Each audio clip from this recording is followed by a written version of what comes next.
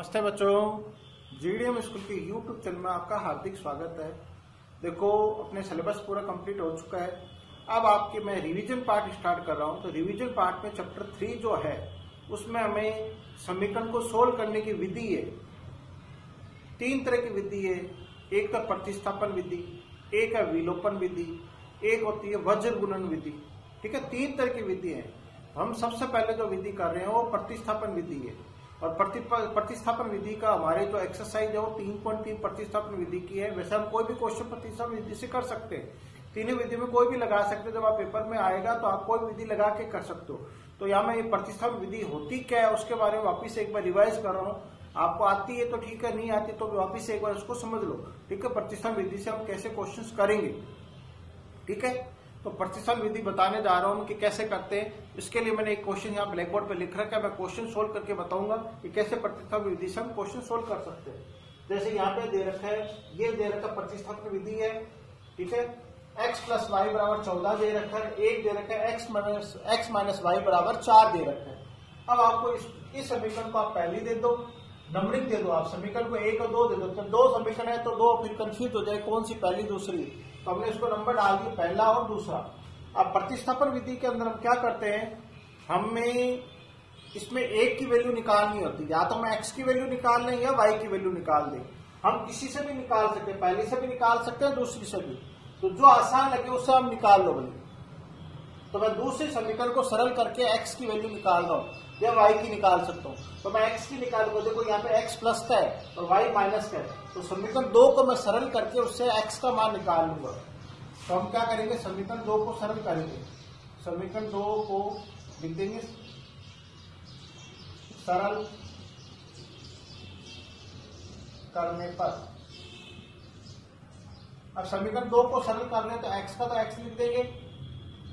x minus Y बराबर 4 दे रखा था। ये y इधर पक्षांतर हो क्या है, सरल करने का मतलब होता है x का मान निकालना। तो x बराबर आ जाएगा यहाँ पे 4 प्लस वाई आ जाएगा। ये आपके समीकरण अब नहीं बन गई, यानी आपने x का मान निकाले, y इधर पक्षांतर हो क्या है, तो माइनस का था तो किस में बदल गया, प्लस में बन गया। तो 4 प्लस वाई आ जाएगा। x का मान क्या आ गया, 4 प्लस वाई। इसको हम समीकरण को नया नाम दे देंगे। क्या दे देंगे, नया नाम दे दिया। अब समीकरण 2 को भूल जाओ आप। जो समीकरण 2 थी उससे हमने एक नई समीकरण बना ली, उसका मान आ गया x बराबर 4 प्लस वाई आ गया।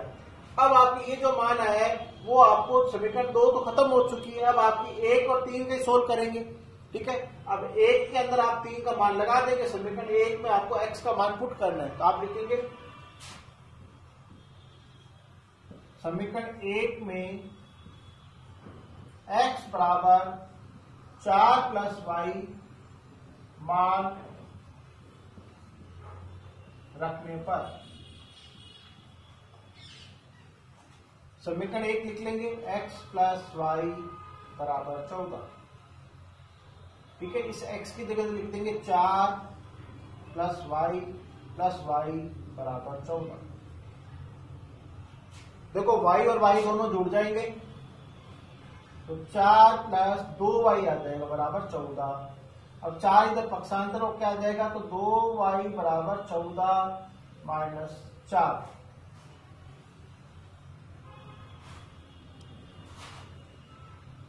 तो y बराबर आ जाएगा 2y बराबर आ गया 10।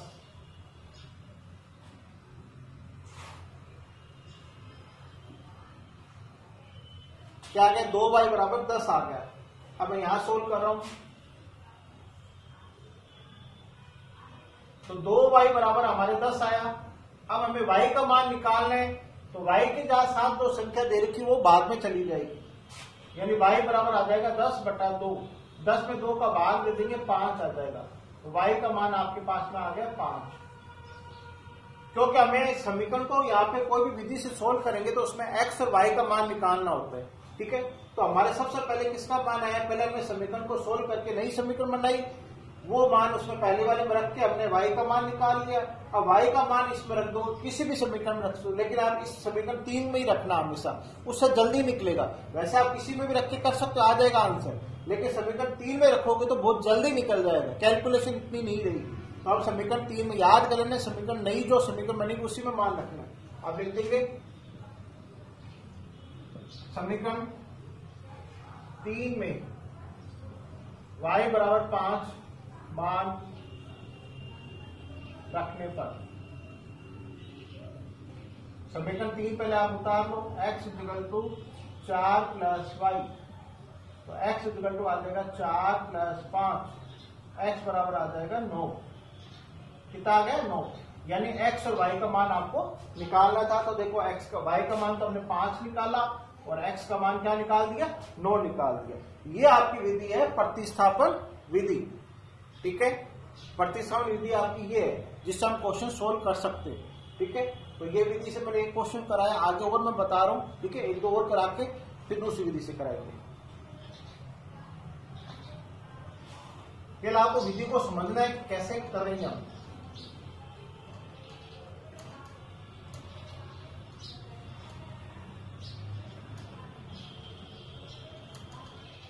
इसी का एक क्वेश्चन हम और सोल्व कर रहे हैं।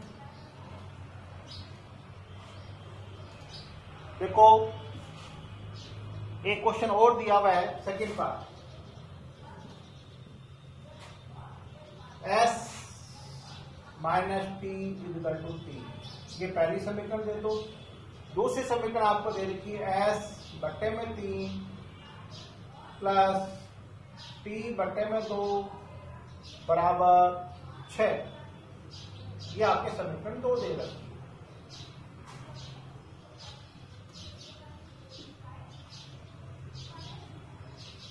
ठीक है। अब देखो ये समीकरण 1 दे रखी है, ये समीकरण 2 दे रखी है। तो देखो ये तो भिन्न के रूप में दे रखी है, सीधी सरल समीकरण नहीं दे रखी। समीकरण का सरल रूप ये होता है, अगर नहीं पता तो फिर से मैं बता देता हूं, ax plus by plus c equal to 0, ये पहली समीकरण होती है इसको और दूसरी समीकरण a2x plus b2y plus c2 equal to 0, ठीक है। ये होती है, दो समीकरण होती है, इसका रूप ये होता है। तो ये तो भिन्न में दे रखी है, तो भिन्न में कैसे सोल्व करेंगे, तो हम इसको समीकरण को सही रूप में बदल देंगे। तो भिन्न को सोल्व करने के लिए आपको क्या लेना है, लघुत्तम ही लेना है। लघुत्तम लेके इसको पहले हम भिन्न को सही भिन्न के रूप में बदल देते, सॉरी सरल कर लेते हैं भिन्न को। तो हमारे इस क्वेश्चन को हमें सरल करना है। तो देखो नीचे 3 और 2 दे रखे हैं और 3 और 2 अलग अलग पाड़े में आते हैं, तो इसका लघुत्तम क्या आएगा, 3 और 6 सीधा ही लिख देंगे आप। लिख दिया आपने। अब आपको क्या करना है, 3 का भाग देना है 6 में, कितनी बार जाएगा, 2 बार। 2 को या ऊपर देखो क्या दे रखा है, s दे रखा है, 2 को s से करेंगे तो 2s हो जाएगा। फिर प्लस का सिंबल लगा देंगे, 2 का भाग देंगे 6 में, कितनी बार जाएगा, 3 बार। 3 को t से कर देंगे बराबर 6। अब इसके नीचे 1 करके ये आपस में जुड़ेंगे नहीं, यहाँ s है यहाँ t, ये दोनों अलग अलग पद है तो जोड़ नहीं सकते। तो हम क्या कर देंगे, ऐसे तिरछी गुणा कर देंगे। 1 की इससे गुणा करेंगे तो ये ऐसा कैसा रहेगा, 2s प्लस 3t बराबर 6 को 6 से कर देंगे 36 आ जाएगा। 2s प्लस 3t बराबर 36 आ जाएगा। क्लियर हुआ, ये आपके समीकरण 3 बन गई। अब आप, ठीक है, 2 समीकरण थी वो भिन्न के रूप में थी, तो 3 आ गई, समीकरण 2 का रोल खत्म हो गया। अब आपके पास में 1 और 3 भिन्न समीकरण है। अब आपको इसमें से क्या करना है, 1 का मान निकालना है, जैसे मैंने अभी निकाला। ये तो पहले निकाल नहीं सकते थे मान, भिन्न थी तो पहले इसको सरल किया। अब समीकरण 1 और 2 दे रखी है, तो 1 को सरल करके हम s या t का मान निकालें। इसमें तो 2 वेरिएबल आ रखे, उसमें तो आ रखे थे x और y, इसमें आ रखा है s और t आ रखे। तो आपको 1 का मान निकालना है, तो हम s का मान निकालेंगे। तो आप लिखेंगे समीकरण 1 को सरल करने पर ऐसे लिख देंगे, समीकरण 1 को सरल करने पर s minus t equal to t. अब t का पक्षांतर कर देंगे उधर, तो s बराबर आ जाएगा 3 प्लस टी। ये समीकरण आपके नई बन गई 4 आ गई, तो 1 का रोल खत्म हो गया। यानी जो आपके शुरू में समीकरण को आपने नंबरिंग करी थी 1 और 2, उसका रोल यहाँ पे कुछ भी नहीं है। अब आपके जो नई समीकरण बनी 3 और 4, उसका रोल है। इसी को सोल्व करेंगे हम। तो आपने समीकरण 4 में s का मान निकाल लिया। अब ये वाला मान हम समीकरण 3 में रख देंगे। ठीक है, क्योंकि यहाँ पे एस या टी का मान निकालना था, तो हमने समीकरण 4 के अंदर एस का मान निकाल दिया। अब ये वाला मान हम इसमें रख देंगे। ठीक है, तो पहले वाला रोल खत्म हो गया यहां तक का, तो मैं ये सब कुछ मिटा रहा हूं, समीकरण 3 को रख रहा हूं, बाकी सब मिटा रहा हूं।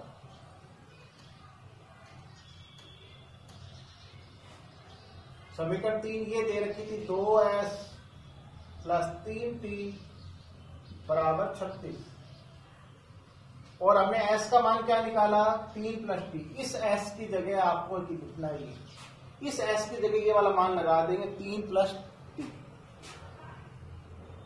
2 का 2 लिखेंगे, s की जगह लिख देंगे 3 प्लस टी प्लस 3t बराबर 36। 2 को 3 से गुणा कर देंगे 6, 2 को t से करेंगे 2t प्लस 3t बराबर 36। देखो ये t और t एक जैसे पद है, सजातीय पद है, तो ये क्या हो जाएंगे, जुड़ जाएंगे। 6 प्लस 5t बराबर 36। ठीक है, 6 इधर पक्षांतर होके आ जाएगा, 5t बराबर 36 माइनस 6, तो 36 में से 6 जाएगा 30 आ जाएगा। तो t का मान निकालना है, तो t बराबर आ जाएगा 30 बट्टे, ये 5 बट्टे में चला जाएगा, 5 का भाग दे देंगे 30 में, 6 आ जाएगा। तो t का मान आपके आ गया 6। t बराबर आपके आ गया 6। t का जो मान आएगा वो इस समीकरण 3 में रख देंगे। मैंने अभी आपको बताया था, सबसे जल्दी आंसर किससे निकलेगा, उस पहले वाले समीकरण में रखोगे तो बहुत बड़ा कैलकुलेशन होगी, इसमें जल्दी निकलेगा। तो यहां रख देते हैं। अभी इस वाले पार्ट को मैं यहां सोल्व कर रहा हूं। ठीक है, याद कर देता हूं। आपको उतारना तो नहीं, केवल आपको तो समझना है। तो एस वाली वैल्यू लिख देंगे समीकरण 4 में, समीकरण 4 में t बराबर 6 मान रखने पर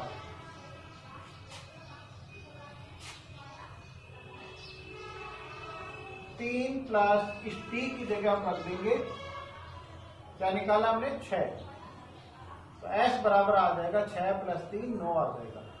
तो देखो हमारा s का मान आया 9 और t का मान आया 6। ये आपकी है प्रतिस्थापन विधि। क्लियर हुआ? तो प्रतिस्थापन विधि को समझा दिया मैंने कैसे किए जाएंगे। अब इसके आगे आपके क्वेश्चन है वो आपको सोल्व करने हैं। प्रतिस्थापन विधि का तरीका मैंने आपको बता दिया। ठीक है, अब हमारे दूसरे आती है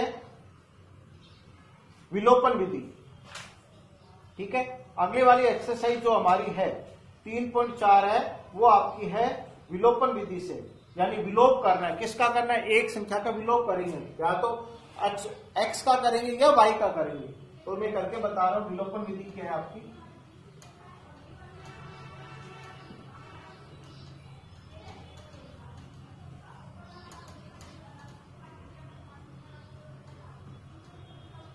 दूसरी आपकी आती है विलोपन विधि।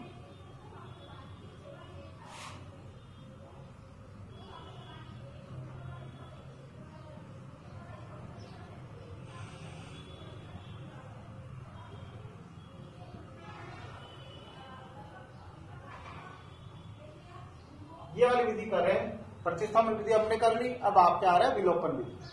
क्वेश्चन लिखते हैं हम एक इसका, x प्लस वाई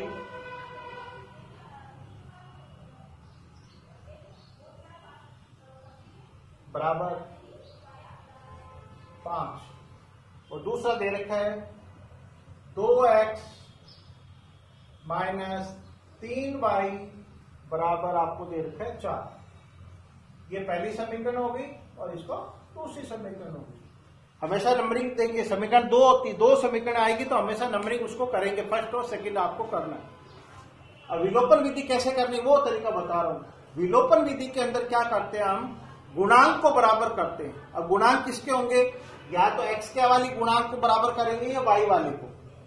ठीक है, या तो x के गुणांक बराबर कर लो या y के। जैसे x के आगे यहाँ 2 है, यहाँ 2 नहीं है, तो फिर इस समीकरण को 2 से गुणा करके इसके आगे 2 ले आएंगे हम। ठीक है, अगर हमें यहाँ पे 3 है तो इसके आगे 3 ला सकते हैं।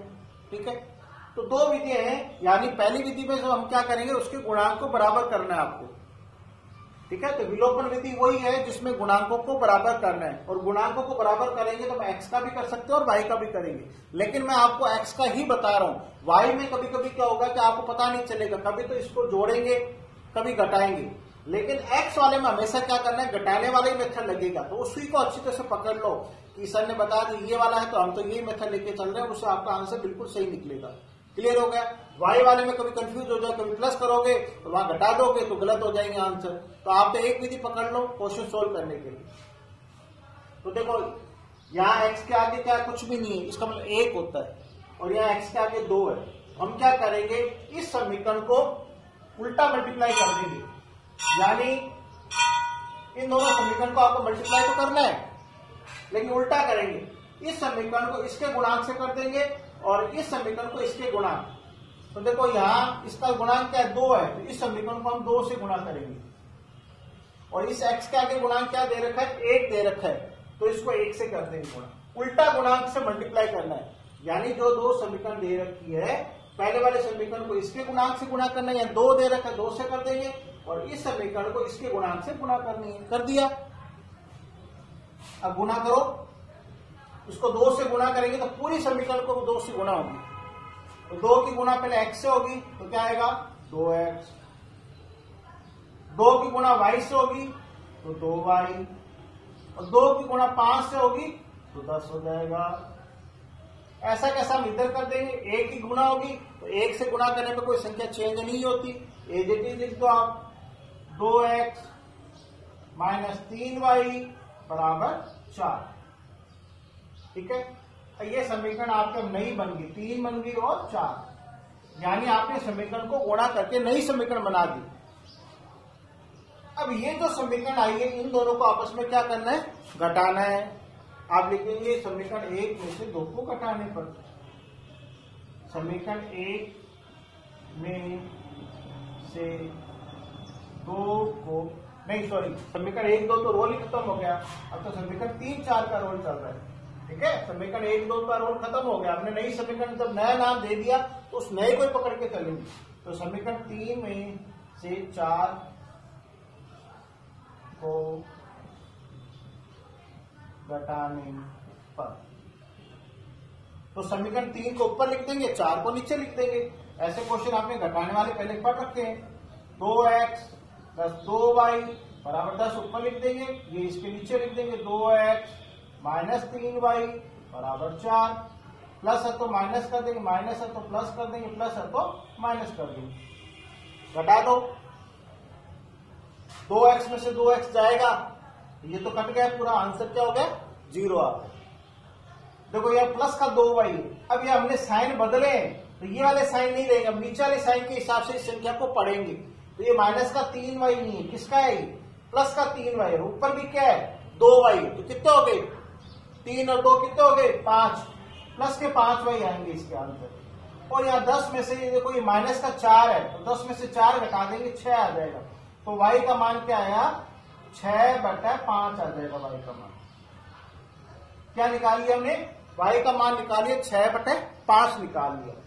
अब ये वाला जो मान है वो आपको समीकरण 1 व 2 में रख सकते हो, समीकरण 3 4 में नहीं रखना, क्योंकि समीकरण 3 4 तो बड़ा रूप होगी, फिर आपको डिफिकल्ट हो जाएगा।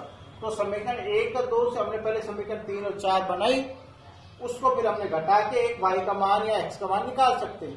तो हमेशा आप x का ही निकालना जिसमें घटाने की विधि लगेगी, यानी जब x का निकालेंगे तो हमेशा घटाने की विधि से ही सोल्व होगा, तो हमने y का मान निकलेगा हमेशा। अब y का मान समीकरण 1 में रख दो या 2 में रख के निकाल सकते हो, तो हम समीकरण 1 में रख के निकाल रहे हैं, ठीक है।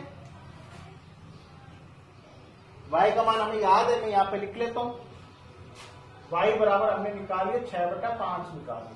अब ये वाला मान हम समीकरण 1 में रख देंगे,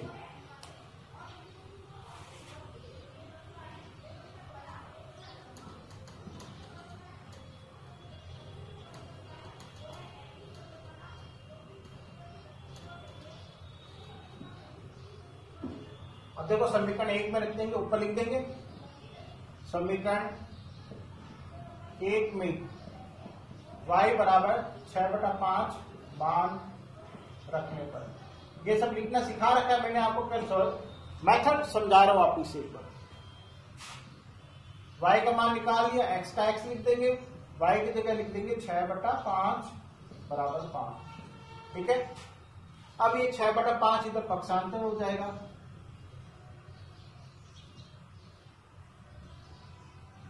इसके नीचे 1 कर देंगे।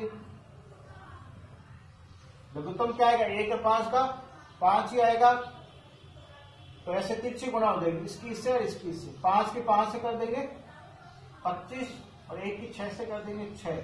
x बराबर आपके आ जाएगा 25 में से 6 माइनस कर देंगे 19/5। यह आंसर आ जाएगा, x का मान क्या आ जाएगा 19/5 आएगा। क्लियर हुआ? तो हमने विलोपन विधि से एक क्वेश्चन को सोल्व करके बताया, इसमें आपको विलोपन विधि के अंदर गुणांकों को बराबर करना है। प्रतिस्थापन में तो x और y का मान निकाला जाता है, और विलोपन विधि के अंदर हम गुणांक को बराबर करते हैं। इसका एक क्वेश्चन और करते हैं हम। ठीक है,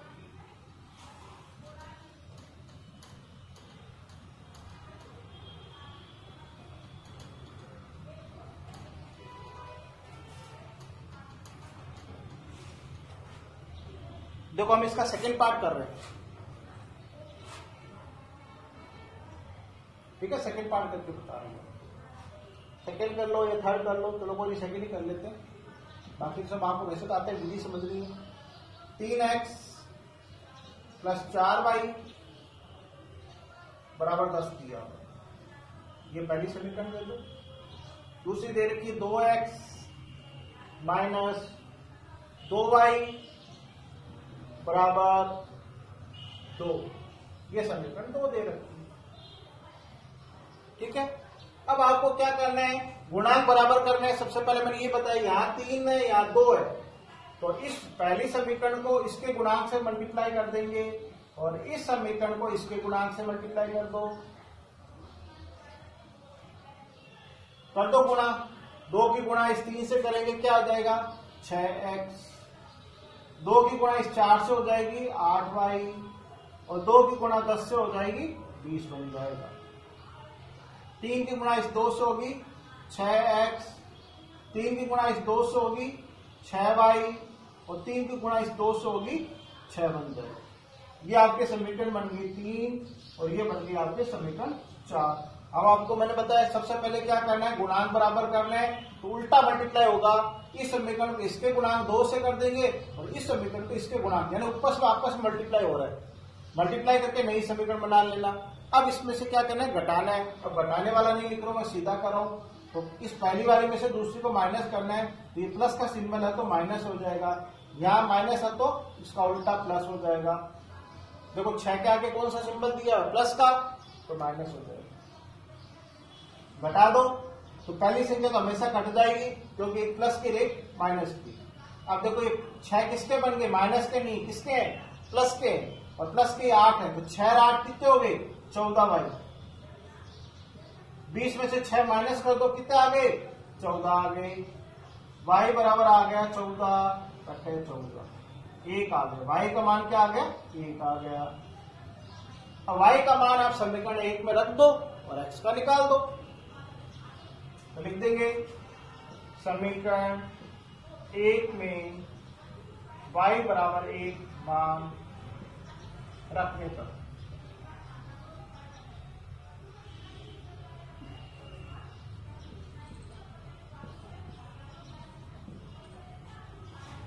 पहले अपनी समीकरण को उतार लो।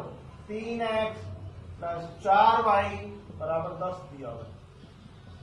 3x 4 × 1 बराबर 10, 3x + 4 बराबर 10, 3x बराबर 10 - 4, 3x 10 में से 4 चला जाएगा 6, x बराबर 6/3।